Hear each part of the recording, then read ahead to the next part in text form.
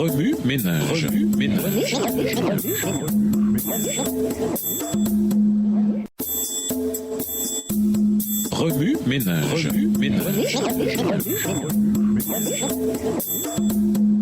Bienvenue dans votre émission Remue ménage. Nous voilà à la leçon 2 allant du 7 au 13 janvier. Le Saint-Esprit, son œuvre dans les coulisses. Il révélera ma gloire, car il recevra de ce qui est à moi et vous l'annoncera. Jean 16, verset 14. Jésus nous appelle à veiller à ce que notre ampoule soit toujours allumée. Le moins compris des trois. Lisons Jean 16, verset 14. Jean 16, verset 14. Il me glorifiera parce qu'il prendra ce qui est à moi et vous l'annoncera. Nous avons une assez bonne connaissance de deux personnes de la Trinité. Nous connaissons Jésus, Dieu le Fils, grâce aux évangiles et aux autres écrits rédigés par ceux qui le connaissaient. Le Nouveau Testament tout entier nous révèle sa personne, la façon dont il vécut, mourut et ressuscita des morts. Il nous décrit son retour, ce grand jour où il prendra avec lui ses rachetés et les ramènera à la maison.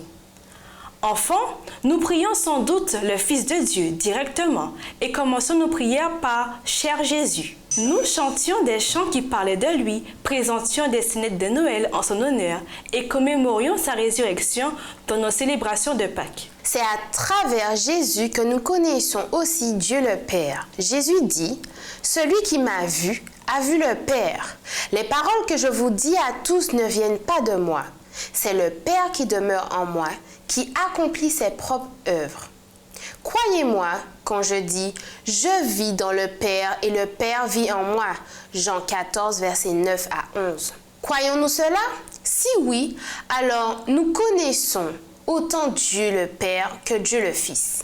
Il existe une preuve de cette compréhension plus profonde du Père. Beaucoup de ceux qui atteignent l'âge adulte s'adressent à Dieu le Père en commençant leur prière par « Seigneur » ou « Notre Père qui es aux cieux ». Cela dit, avons-nous une telle relation avec le Saint-Esprit, la troisième personne de la divinité?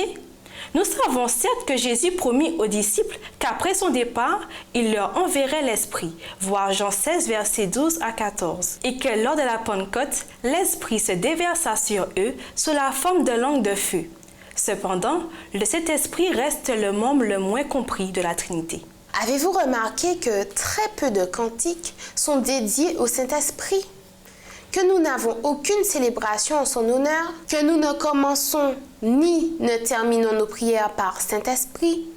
Et pourtant, nous ne pouvons prier sans le Saint-Esprit. Paul souligne dans Romains 8, verset 26, « De même, l'Esprit Saint aussi nous vient en aide, parce que nous sommes faibles. En effet, nous ne savons pas prier comme il le faut. Mais l'Esprit lui-même prie Dieu en notre faveur avec des supplications qu'aucune parole ne peut exprimer. » Cette semaine, nous nous pencherons donc sur le Saint-Esprit pour en découvrir davantage sur lui, le membre le moins compris de la divinité, et ainsi nous pourrons célébrer, comme le dit le cantique, Dieu en trois personnes, Trinité bénie. Au revoir. Et à demain si Dieu veut. Remue ménage. Remue ménage.